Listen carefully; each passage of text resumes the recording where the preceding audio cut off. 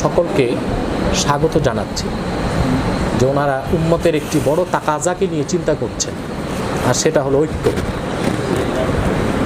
প্রায় 20-21 বছর কোরআনের খেদমত নিয়ে বাংলাদেশে কথা বলছি বা দেশের বাইরে যে, বিশেষ করে বাংলাদেশের দিকে লক্ষ্য করে আমি দেখেছি সবাই ঐক্য চায়,